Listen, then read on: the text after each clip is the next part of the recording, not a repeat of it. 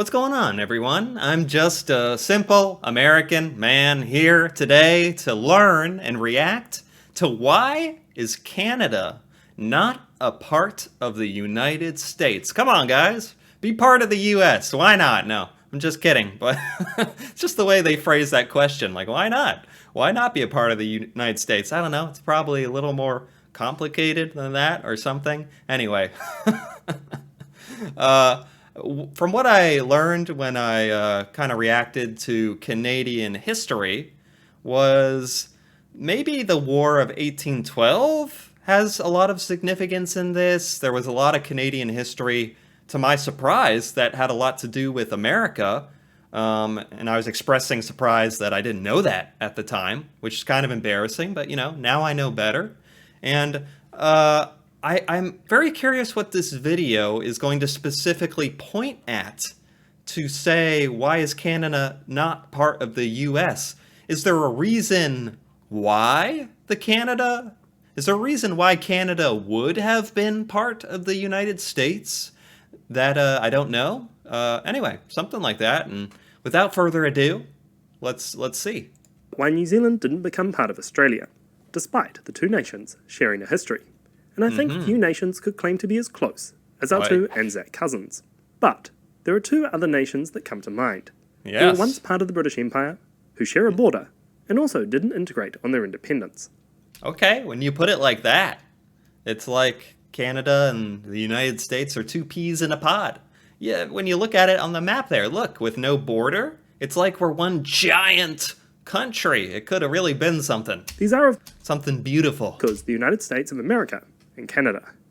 So to answer the question of why Canada is not part of the United States, I've invited Tristan, a Canadian, a historian, and a YouTuber from the channel Step Back History, to tell us cool. the story.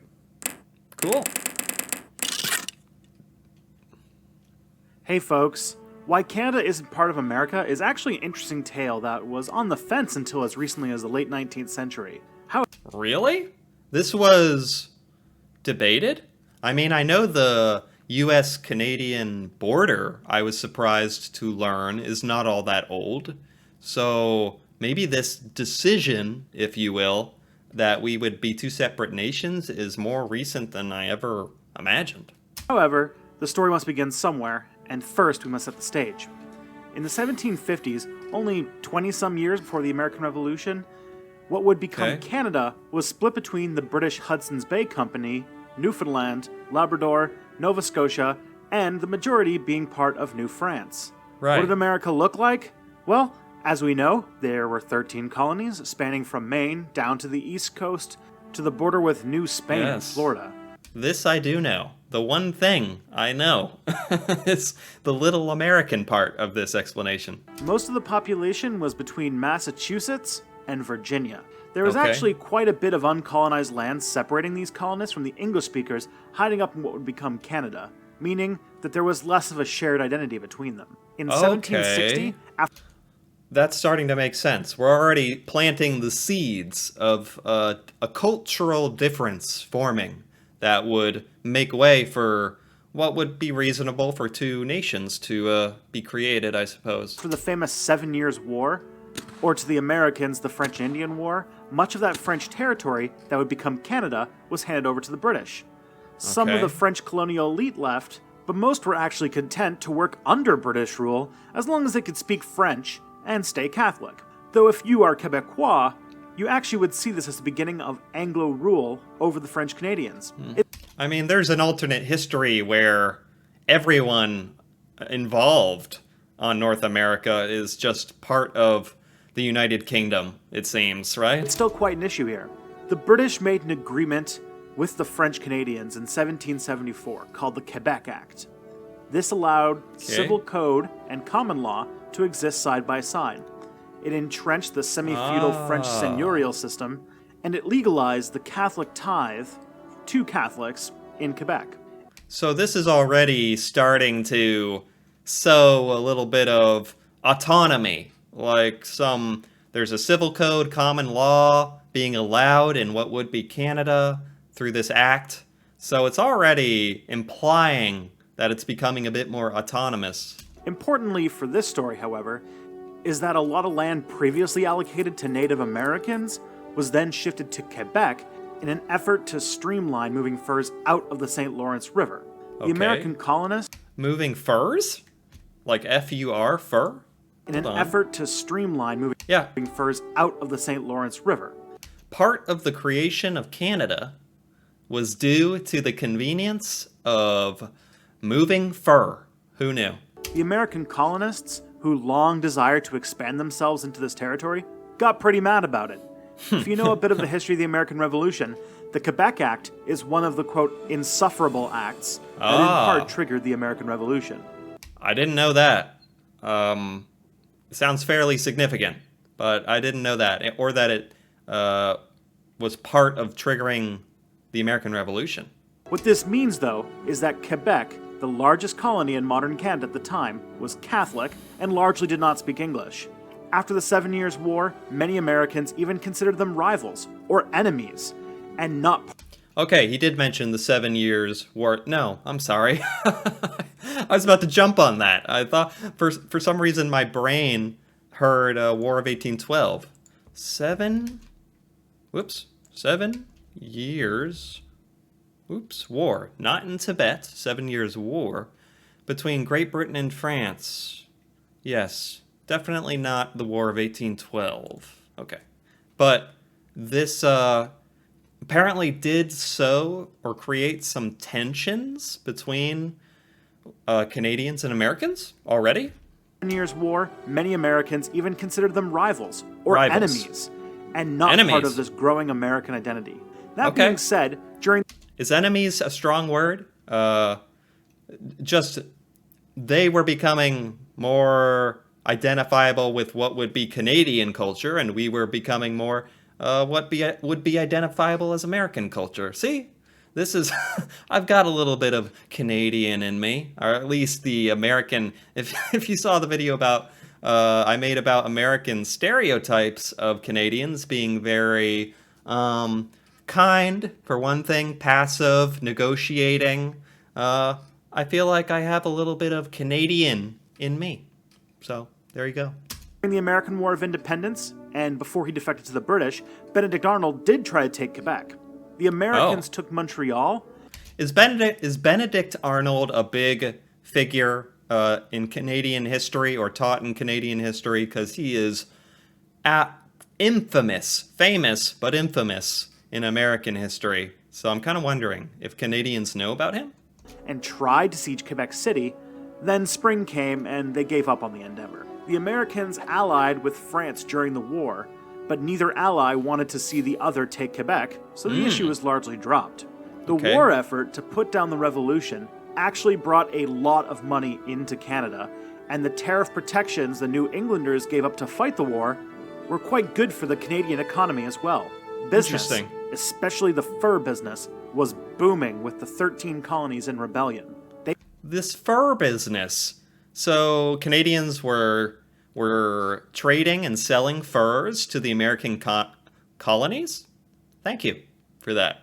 I wonder if there's a historical Canadian fur somewhere in some ye olde American's attic or something. They saw that their economic future relied on protection and integration into the British mercantile empire, and so felt no desire to leave it. Lastly, I must mention that Canada felt no need to leave being part of sort of the UK empire because it was profitable for them. It made sense for them economically, if I understand correctly. Their economic future relied on 13 colonies in rebellion. They saw that their economic future relied on protection and integration into the British mercantile empire. So being part of the British Empire would provide you all the benefits of being part of that empire, like protection and trade. Okay. And so felt no desire to leave it. Lastly, I must mention that Canada then saw an influx of refugees after the American Revolution. These refugees were mostly the Loyalists who did not want to stay in the United States. Oh, okay.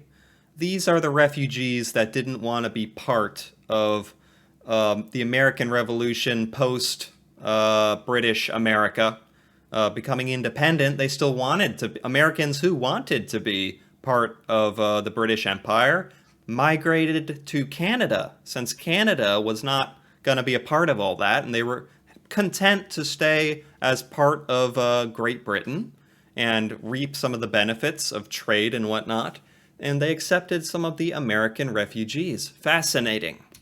You can imagine they brought a lot of British patriotism with them. Canada then soon grew into its own colony, with its own identity. Yeah. They banned slavery pretty early on, and had a lot of friction with the U.S. over their position as the end of the Underground Railroad. They quickly established distinct and different identities. Many Canadians today speculate that in many ways, our culture is defined by how not America we can be. That's funny. And it's honestly not a bad thing, coming from an American. But I think any nation on Earth, if you have any kind of, humble core to you, you can say, maybe I'm just laughing because it seems like America in particular has plenty of things that you would possibly want to be the opposite of, at least like personality traits wise. And, I won't even get too far into that, but I do find that funny that at least this guy in this video is saying part of Canadian identity was shaped around being the opposite of American identity. That's funny. And I don't blame them.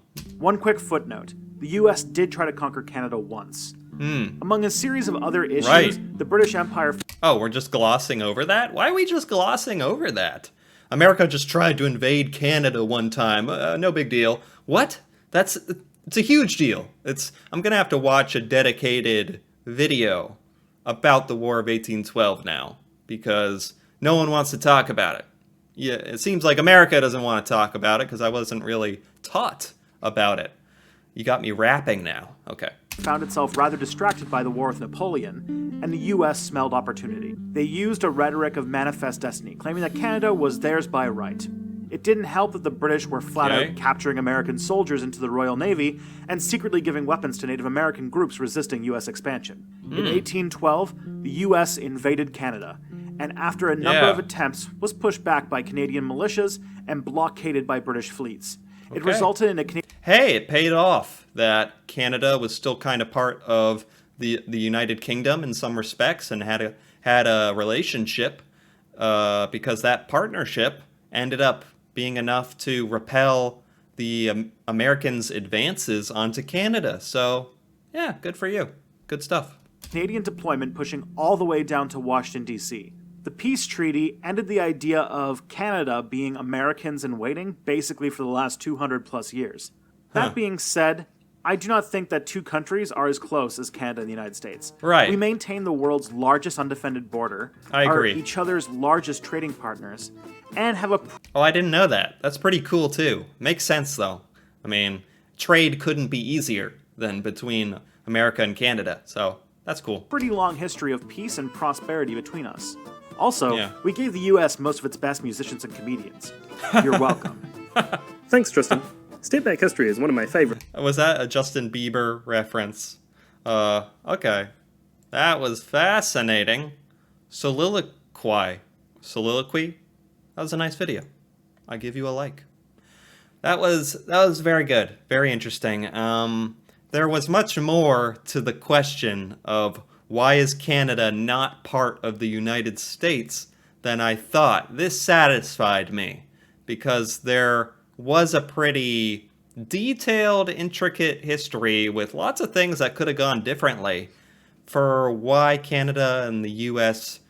ultimately ended up as separate nations. And honestly, I mean, I guess I can't say what the possibilities are, but the relationship between the U.S. and Canada is so good that it seems like everything worked out pretty well, right? But anyway, I digress. So if you enjoyed this video, if you enjoyed this reaction, feel free to give it a like or comment.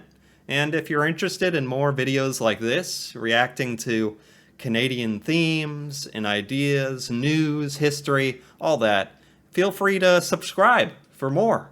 And until then, thanks for watching, and see you next time.